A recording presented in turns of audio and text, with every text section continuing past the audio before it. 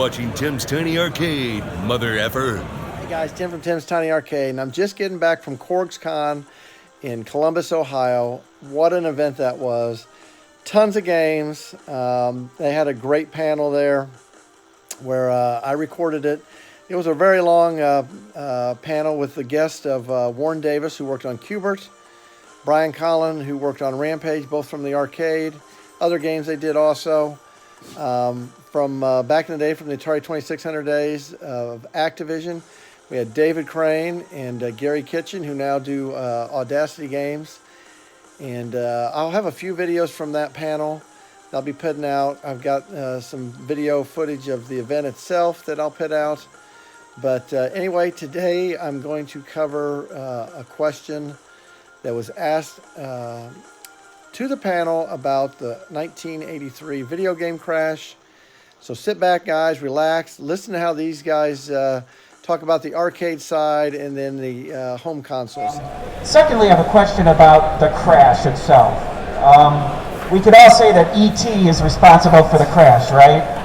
But I'd like to get some insight from you gentlemen on what really happened and how things would have been different if, David, you stayed at Atari and created Pitfall for Atari and all the other great classics. Same with you, Garry. How do you think things would have been different overall? Okay. To completely not answer your question, I started in '82, and people are always asking me, what was it like working during the crash and doing arcade games till '92? I didn't know what was going on. I had no clue. I'm focused. As an artist, you're working on 3 or 4 games at once. Some of them you're designing, some of them you're not.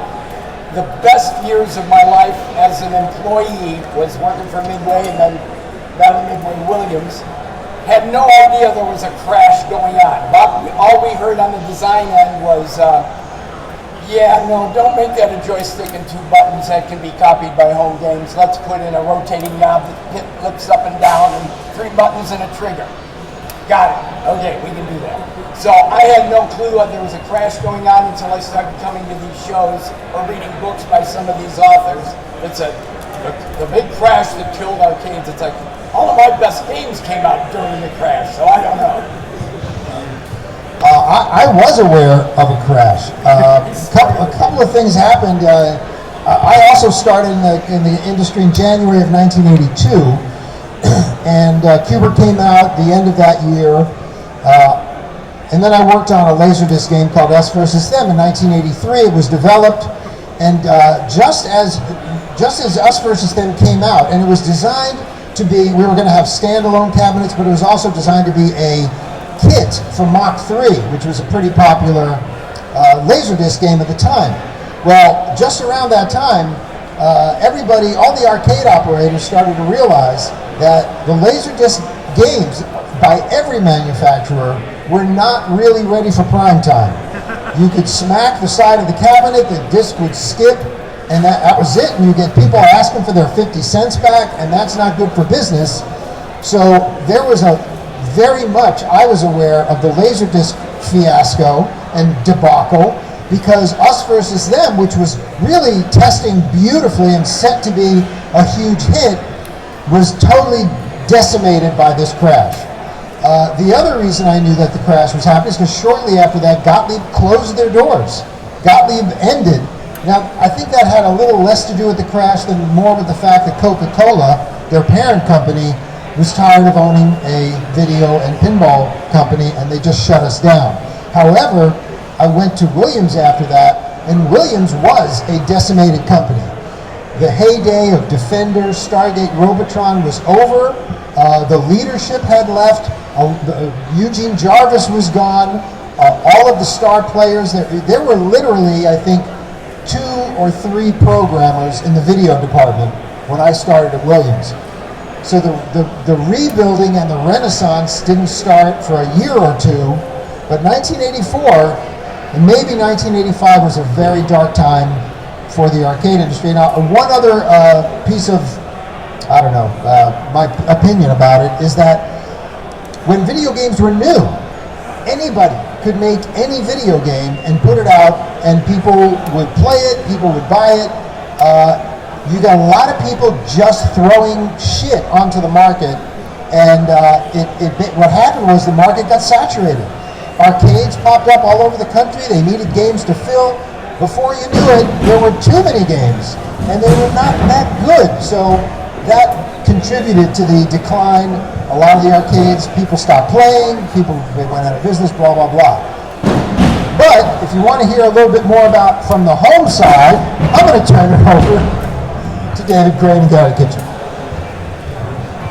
Yeah, so just so everybody realizes, we're divided into arcade and home video game tables, right? So we're kind of two sessions in one here. But as Warren pointed out, there was a lot of bad product, and it's arguable that home video games may have damaged arcade play as well, because people can now do at the home what they didn't have to go pick quarters and play 50 games for the price of one purchase rather than putting in a quarter every time. So, the arcade game business was probably slowly working its way down at that point anyway, just because of the home market. But the true cause of the 1983 crash in the home video game market was that Activision made it clear that it could be done without being Atari, without being a hardware manufacturer. It's very hard to make a hardware console. It costs a lot of money. It doesn't cost that much to make a cartridge that plays on the cartridge or on the console. So we used to go to CES every 6 months. There was a CES in January in Vegas, which of course, because it's Vegas, we always wanted to go there. And then there was one at McCormick Place in Chicago in June. So every 6 months. And in one 6-month period, you look at the brochure that comes and shows what the companies are. We had Atari, Activision, Imagic, Apollo Games, maybe one other. And then 6 months later, there were 35 companies showing games. So what they did is they said, look, Activision is making money hand over fist, and we were. We were doing quality product, and people loved it, and they would buy anything we made. So we were trying to make it good every time so that they'd be happy with them, right? So all these 30 companies, they took a couple $1 million of venture capital funding. They hired a couple programmers off the street that had never made a video game. Had pixel art being done by who knows what, trying to create these games, and they put out a bunch of crap. Then they advertised heavily in the trade magazines. So when you picked up a magazine and you wanted to find out a review of a game and differentiate between a good game and a bad game, well, the highest paying advertisers in there tended to get good reviews, and so you couldn't tell apart. You had no idea going into the store whether this was going to be a good game or a bad game. So every one of those 30 companies made a couple million of them, put them out, nobody bought them. So that Christmas, we would go into KB Toys or Toys R Us and find a barrel of games right at the front door. Before you even get in the store, there's a barrel, and it was all these games that they couldn't sell at $5 a piece. Now that was actually a brilliant strategy, because all these companies had gone out of business, and they had warehouses full of these games. So some really smart people go in there and they say, look, they go to the bankruptcy trustee and they say, I will give you $2 each for those games you've got in your warehouse. And they'd go to Toys R Us and say, I'm going to sell it to you for $3 and you can sell it for $5. You get a 40% markup, I'm making $1. The bankruptcy trustee gets some money to spread around to the creditors. It was actually a very good financial decision for everybody except the player, because the player, the dad has a Christmas list from his kid, and they said, I want Pitfall 2. Pitfall 2 is $40. He walks into the store. Before he gets inside the store, he says, I can buy 8 games for this $40, or I can walk farther into the store and buy the one my kid wants. I'm going to be a hero and buy 8 games. So in one Christmas, sale of new frontline games went to 0, while all of that, it was 20 million cartridges were in the market that had to be sold through before we could sell a brand new game again. So new revenues went to 0. bang, in one day, you know? So yeah, like I said, Activision really was the cause of the crash because we showed that you could do it as a third-party publisher. And the people who went ahead and did it didn't realize we were also showing you have to do it with very high quality. And, you know, they said, well, we'll skip that part. And then the trade magazines even made it worse.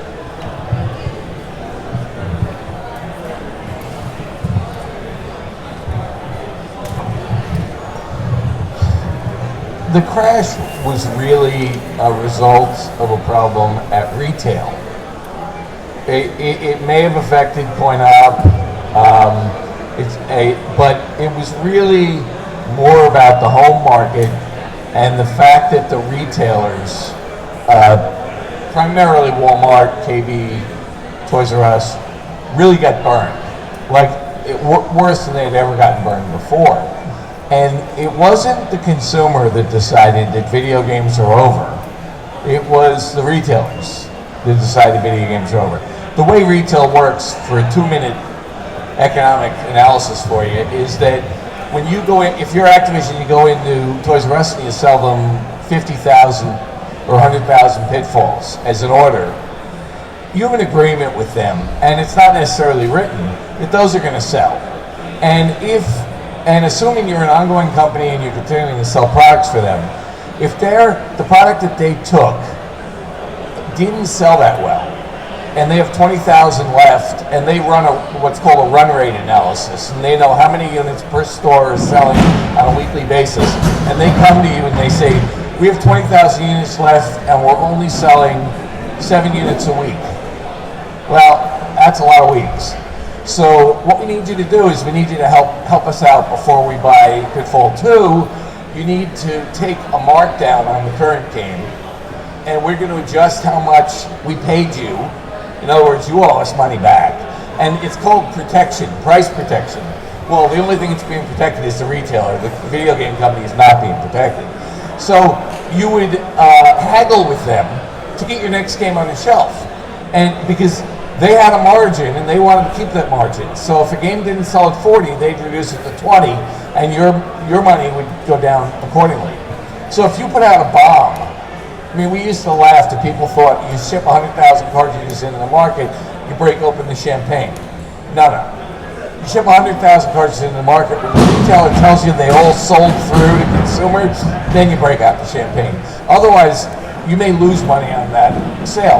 Well, that was great when you had established companies like Atari and Activision, but when you had companies that flew into the market, 150 companies between 1983 and 1984 sold Atari 2600 games. 140 of them didn't exist after they shipped their products. So there was no one for Toys R Us or Walmart to call and say, we got a problem, I'm going to take a credit against the next invoice I owe you. No, it was, this phone number's been disconnected. So the people that got bloodied were the retailers, because they had paid invoices at $25 each on 100,000 units, and they sold those games for $2. That was the problem. So the buyers at Toys R Us and Walmart and KB Toys, well, the buyer at KB Toys didn't exist because they were out of business, but because of it. But the other buyers said, if you ever bring in a video game again, I'll kill you. I'm not carrying them. So 1985 came, and okay, right. Before he moves on to that point, which is a valid point, I have to talk about E.T. E.T. did not kill the industry. You know, nobody said E.T. in all this. All four of us talked, and nobody yet said E.T. E.T., one of the biggest problems we have when dealing with a property, making a game based on a property, is it takes 6 months to negotiate a contract to do that. And they start negotiating it at the time that the game should be started. But you can't actually start until the contract is written. So basically, let's say we have a 9-month development schedule. It takes 6 months to make a contract. We end up with a 3-month development schedule. And we have to work 3 shifts, 24 hours a day, you know, whatever. It was even worse with E.T. Howard Warshaw, a friend of ours, ended up with 5 weeks to do the game after the contract finally got signed. And we like to say it's the best 5-week development game ever made. Although Buena's Blob actually took about 6 weeks. Yeah. That was a worse story. But, but anyway. So that was a development problem. The game, Howard, there are some problems in the game. I couldn't play it myself. I fell in the pits and couldn't get out, and Howard would love to have fixed some of those little problems. He admits to an arrogance where he said, no, I'm the game designer, I'm going to put in what I want to put in. But he had no choice, he had no time. The contract for ET, generally the way these contracts work is you pay the licensee $2 per game, some percentage or number, right? But it's not done like that because, like as Gary pointed out, it's not a one-to-one sale. It's how many sell through before you even know how many sell. So what the licensee says is, and you're going to guarantee me that you're going to sell a minimum of this many units. And Atari agreed to an insane minimum. What, 4.5 million games that would be sold? Something like that, yeah. So they basically just paid their 2%, 10% or whatever the percentage was against 4.5 million games that they hadn't even built yet, let alone sold. So they were in the hole huge from that standpoint. So now the game comes out, goes to the store, gets into your home, you turn it on, you move the guy 1 pixel and you fall in a pit, right? And you can't figure out how to get out. So what do? You take that back to the store and ask for your money back. You get your money back. So now Atari's doubly in debt from those. They get returned to Atari. They sit in a warehouse over here. Now, Atari, because they guaranteed 4.5 million units being sold, built 4.5 million units. So they have a warehouse full of 4.5 million brand new units in Sunnyvale. These things come back, they basically sold through about 1 million. So these things come back and they sit over there in the warehouse. Now Atari has another choice. I can recondition those units and sell them. I can't sell them as new. I have to put money into them and recondition them before I can sell them. Or, I got 3.5 million brand new ones sitting over here. Why would I put money into reconditioning a game when I got brand new ones? So they continue to ship out of that. And they end up with a warehouse that are perfectly valid games, but they were returned. It would cost them money to sell, so they buried them in a landfill. It was cost effective not to spend money on them to make them saleable again, because they had a warehouse full of games they could sell. So there was no conspiracy, there was no nothing. They had all of these games over here in the warehouse, and they really, why spend money on them when they've already got these they can sell and they can't sell those? So those ended up going to landfill, and that's the only reason there's the whole landfill story. So the reason there are ET games in the landfill makes perfect sense, because they were returned, couldn't be used again. They built too many, they agreed to too many, etc. And the retailers were now completely burned out. Every game they sell gets returned, right? So that's where the next part of Gary's story comes. And this is just going to be we're running out of time on this particular question.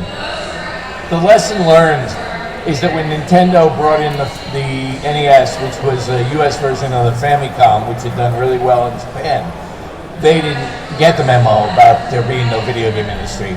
And they brought it in, and Toys R Us chased them out of the lobby with security and said, don't you dare bring in a video game system. So they went back to the drawing board in '85, and they said, if we put a robot in it, it's not a video game system, it's an entertainment system. So they came back with the robot and called it the entertainment system. Toys R Us said, I'll take it in a test market, New York City, 1985 Christmas, but any unit that doesn't sell, you take back. And they did that. Sold like great. And Nintendo prevented a crash by doing something you have to do economically when you have what's called a platform. If I put out a platform, like an iPhone, or an Android, or anything else, someone needs to manage that platform. It had not been done by Atari. There was no management of the platform. They didn't know it was going to be a platform. There was only one manufacturer of games, it was Atari. Without someone managing the platform, what you get is Custer's Last Stand and porno video games and video games that don't sync with the television and it rolls. That's what you get without a platform manager, a sponsor of the platform. Nintendo became the sponsor of the platform. They guaranteed Toys R Us, no game gets out without us approving. And by doing that, they set a standard, brought back the game industry, and every video game platform that has come out since then, up to and including the iPhone, Android, any device like that, has a sponsor that manages the release of games or release of applications. All right, enough time spent on the crash.